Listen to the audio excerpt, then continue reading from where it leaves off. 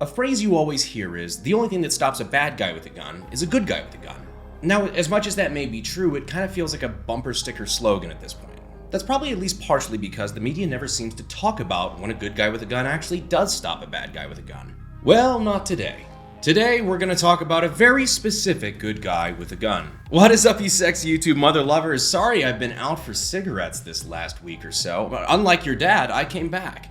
But the reason I didn't upload is I was actually up with the boys at AKG, kind of doing a company retreat up in Indiana. And trust me, having to non-stop fix machine guns and do the cursed builds we need for the channel, it was a much needed vacation. But while we were up in Indiana having fun, something terrible was about to happen only a few hours away. Sunday, July 17th, Greenwood Park Mall, Indiana. Around 6 p.m., our wannabe mass shooter, who I will not name because fuck giving these evil pieces of shit any notoriety, enters the gun-free zone that is the Greenwood Park Mall. Now, the details I'm about to share with you are correct based on the information that I currently have. More details could always come out later, but now that the dust has settled a little bit, this seems to be the most accurate telling of events so far. Now, the wannabe mass shooter, who I will be referring to as piece of shit from here on, supposedly walked into the bathroom at the mall and then began to reassemble his AR-style rifle he had in a backpack. He begins firing at people he believes to be unarmed, therefore soft targets, in order to rack up the highest body count he possibly could. But the unarmed part is where he was wrong. Enter stage left, the hero of the story. Meet 22-year-old Elijah Dickens. Elijah just so happened to be in said mall, shopping with his girlfriend, and even though it was a gun-free zone, he was concealed carrying his Glock handgun. So as he and his girlfriend are going on this shopping trip, the aforementioned piece of shit begins opening fire and ends up hitting 5 people and killing 3. And that's when Eli, can I call you Eli? That's when Eli jumped into action. Now, anywhere between about 2 minutes to even less than 1 minute into this rampage, Eli assesses the situation, realizes what's happening, draws his concealed Glock, engages the shooter, and fires 10 rounds. This seems to have occurred from a distance of around 40 yards, and of the 10 rounds fired, he hit 8 of them. A-grade marksmanship, my friend. Under, panic, stress, and adrenaline, 40-yard shots from a concealed Glock on a moving target, 8 out of 10 ain't fucking bad. But these 8 rounds managed to absolutely body the piece of shit, who goes down before he could even finish his first magazine. The piece of shit fired about 24 shots in total. He died on the scene and was successfully dumpstered before he could inflict the pain and death that he intended to. Now, obviously, any innocent death is a tragedy. But the thing that saved lives wasn't thoughts and prayers. It was Eli who immediately took action, used the tool that he had on him to defend his own life and the lives of others, to end the threat as quickly as possible without waiting for backup. Man, what a concept. Now, referring to our piece of shit. Am I speaking ill of the dead? Yes. Yes, I am. Do I feel bad about it in this case? No. No, I do not. In fact, I'm gonna dunk on him some more.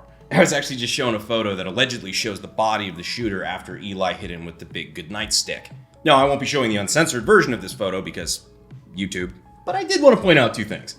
First, he's obviously very concerned about other people's safety, judging by the mask that he's wearing. Seriously, I was in Indiana for like 3 fucking days, and that's the first mask I've seen. Second, thank you to the person who made the astute observation that was added to his toe tag, labeling him dead. Yeah, we saw. As the Zoomers would say. Homie caught the mo-fucking toe tag fade. I just want you to know how many takes that line took to say with a straight face. But in all seriousness, Eli was the fucking hero here. Judging by the extra mags in this photo that this piece of shit was carrying, Eli probably saved a lot of fucking people. Shit like this is why I encourage you to carry. It's why I encourage you to train. And this next part is why I actively encourage you to sign up for groups like the USCCA if you're going to be carrying a gun. Even if you are clearly on the right side of a defensive shooting, people can still try to ruin your life. Just like having a gun, when it comes to the law, you need to have the right tools when the need arises. Links are down below, I'd check them out. So anyhow, Eli's clearly the hero in the story, right? Potential major tragedy averted. How did the left and anti-gun groups respond to this good news? You know, that an active shooter was prematurely put down like the family dog instead of just being allowed to roam free and shoot whatever targets he wanted. Well, they immediately started talking shit about the guy who stopped it.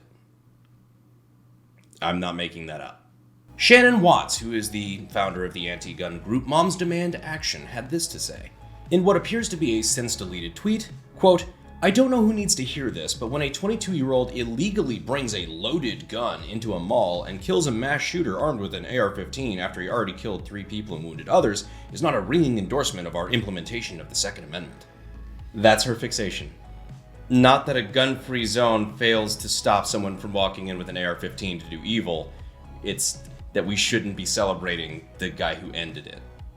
Further proving she doesn't get the point, sadly, the takeaway by most Indiana Republicans from this senseless, preventable shooting tragedy in Greenwood won't be that we should do more to keep assault weapons away from mass shooters and out of the mall, but we should arm more shoppers. It was already illegal to bring the AR-15 into the mall. It's illegal to murder people. Here's a pro tip. When someone decides that life is valueless and they want to try to kill as many people as possible, they don't give a fuck where it's legal to have a gun. They don't give a fuck if it's legal to have a gun. In fact, over and over again, they seem to go to places where they know they'll be the only one with a gun because everyone else follows the law. So if they're the only one with a gun, at that point, it's basically a goddamn superpower. Now directly to Shannon Watts. Hi Shannon, longtime viewer, first time caller. First off, I want to get it off my chest, I think Moms Demand Action is fucking stupid. Being a mother doesn't make your opinion any more or less valid. Just because you let somebody cream pie you doesn't mean I have to give a shit about your political opinions. The fact that you kept your cum trophy doesn't make you any less wrong about the dumb shit that you say. But she's far from the only one. The nightmare box that is Twitter is aflame with people fixating on the idea that Eli wasn't supposed to be carrying there. Carrying in a gun-free zone? Is that legal? Completely ignoring the fact that, as the police chief properly pointed out, Eli's actions are the only reason a lot of people got to go home that night. To try to shit-talk him for having the gun in the first place is borderline fucking evil.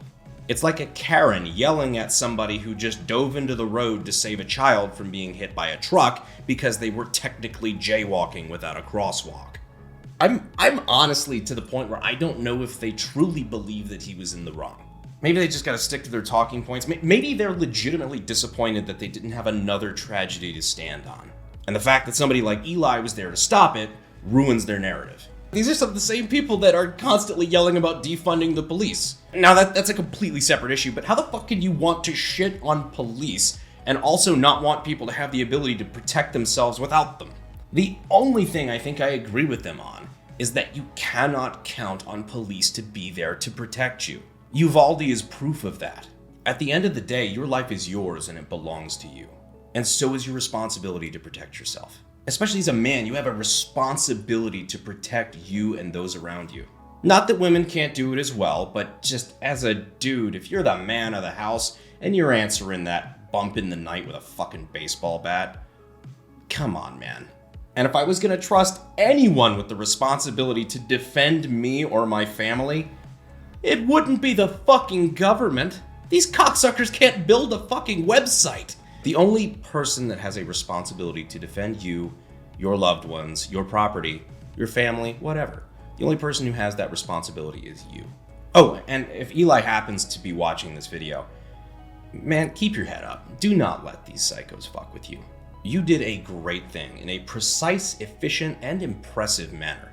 You are the reason God knows how many people in your town are still alive today and got to go home and spend time with the people that they love instead of ending up in a pine box. You did that. And honestly, just as a token of my appreciation for you being there with the right tools and, more importantly, the will to do the right thing. Just a little token of my appreciation. If you'd like to have an AKG AK, we would be happy to build you one. You don't need to come on the channel or do a video or owe me anything. I just think you deserve it. Hell, in my opinion, you deserve a lot more than that, but I figure this gesture is well earned. I guess long story short, the world needs less pieces of shit and more Elis. You can't really do much about the pieces of shit. They'll always be out there. But the one thing you can make sure of is, God forbid if that day ever comes, that you're ready to be an Eli. Anyhow, guys, I just figured that this video really needed to be made. I was gonna do a deep dive on a bunch of gun statistics and whatnot, but I think this video is long enough. I appreciate every single one of you, and go out and get trained, man. Be sure to take care of yourself, so that way I can see you sexy YouTube mother lovers in the next video. Thanks. Fuel is my obsession to make the perfect weapon. Like Rasputin's rise to the top. But I can't stop.